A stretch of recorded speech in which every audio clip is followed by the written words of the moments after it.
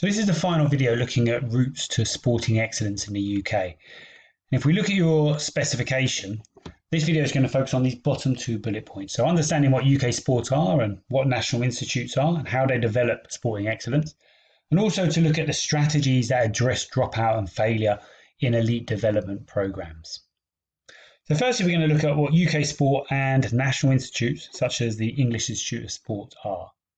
So UK sport, its main job is to invest money into Olympic and Paralympic sports.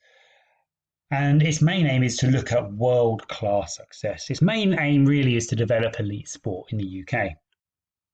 And they invest national lottery funding and money from the central government to maximise performance at Olympic and Paralympic and global sports events such as World Championships. And their success really is measured by the amount of medals that are won at each of those different competitions. So 70% of its income is spent in two certain ways. Firstly, money is given to national governing bodies. So if you look at, they might give money to the British Cycling Association, swimming associations, etc. And this allows those national governing bodies to operate their world-class programs, which we spoke about previously, the podium potential programs, ensuring that all athletes get the support that's necessary to achieve success. And money is also given to something called the APA, the Athlete Performance Award. So this is funding that's given directly to athletes to help them towards their living and sporting costs. So we have a quick look at the APA in a little bit more detail.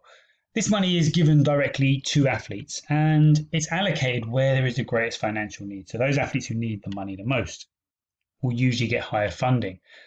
However, there is a threshold of £65,000 a year, and it's sort of based on a set criteria. So they'll look at the level of performance an athlete's achieved and what they're capable of producing in the future.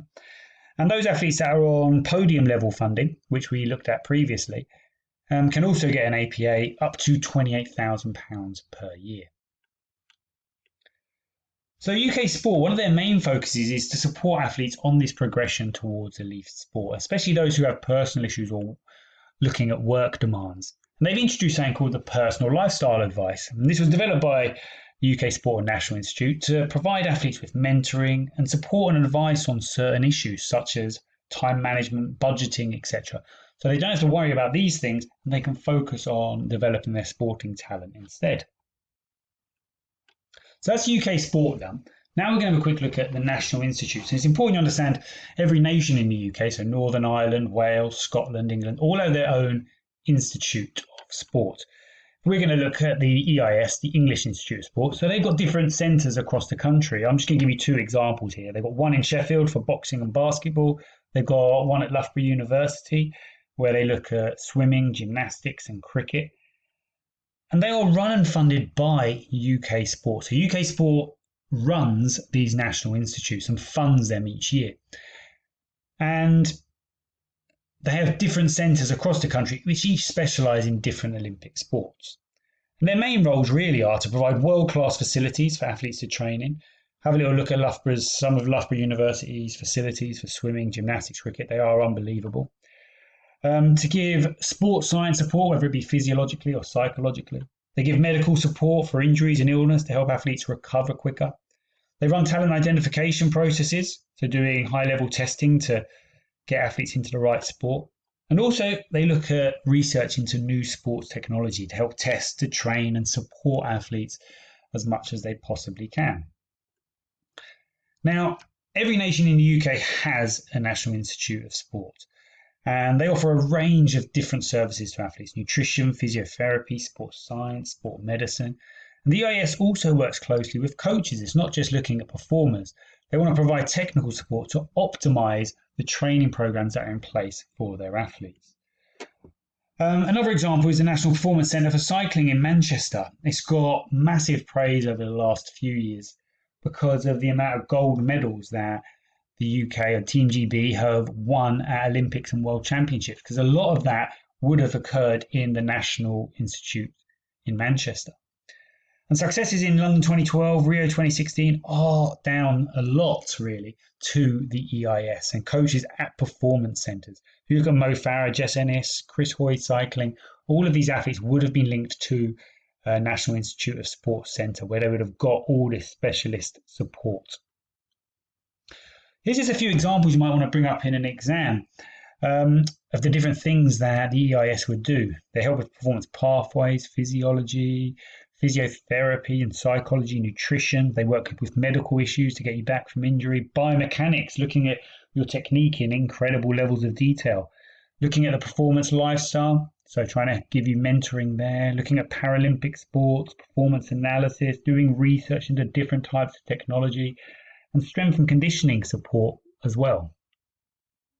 Now, if you wanted to have a little look at a few of these in more detail, here are the links. I will put these on class charts for you as well. But it's worth having a look at a few of them so you can talk about them in a bit more detail in your exam. You might only want to have a look at one or two of these, but to be able to give you that bit more to talk about when you're writing an answer. Now, the next part of the specification is to explain the strategies to address dropout and failure rates from elite development programs. So, firstly, we've got to understand what types of dropout there are. So, PE in school means all children participate in physical activity. Remember, from 5 to 16, it's compulsory to take part in PE. However, as age increases, the participation obviously decreases. So, we have participation dropout, people who are participating recreationally and then drop out. We also have elite dropout. So these are people who could have been elite but dropped out at some point along that pathway. And that's what we're going to be looking at. What strategies are being put in place to stop people dropping out of that performance pathway? So why do people drop out? There are a range of different reasons. It could be poor performances, injury, pressures from outside sport, family or media pressure, just the stress that goes along with that type of lifestyle and having to get up early every morning. I used to live at university with a very good friend of mine who was on the cusp of the Team GB squad, and he would have been up 4:30 every morning down to the gym for 5, into the swimming pool. It's a hard life. It can get very, very draining. It could be financial reasons, can't afford to keep doing it, or just travelling to the training centres, to the EIS centres, back and forth can take its toll as well. So there are an awful lot of strategies that are being put in place. And UK Sport runs programs specifically at helping them and giving them the advice and support that they need about jobs, future careers, even after elite sport. Training and goal setting is a really important part of the UK Sports remit, and making sure that athletes have a goal constantly to be focusing on, and that should stop them from dropping out of the sport. So now we're going to look at a few of the strategies in place. So the first one is trying to identify problems early. So it's about evaluating athletes to identify the potential stresses or difficulties that they're having. And this will allow then potential or appropriate interventions to be put in place. So if it was something like financial worries, then they might look into different opportunities for funding for that athlete. The next one, which we've mentioned before, is the performance lifestyle advice, giving advice on their personal life, time management, budgeting, etc., and giving financial advice, trying to take away those social and financial pressures. Hopefully you're starting to see here, we've got the sort of purple writings, your AO1 point. You're then giving the black writing here is your AO2 point, trying to link it to sport. And then the green writing is your evaluation at AO3, looking at, is it successful or not? How does it help an athlete? We've got media strategies put in place, and young athletes will be taught specifically on how to deal with the media. And this enables athletes to deal with the pressure put on their personal life.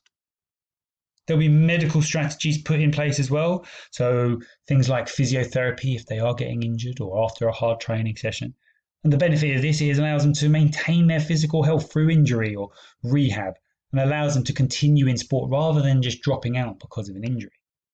They're given psychological support, so they might be given stress management techniques. And again, the benefit of this is it helps them maintain their mental health. So things like stress and anxiety aren't going to result in them dropping out.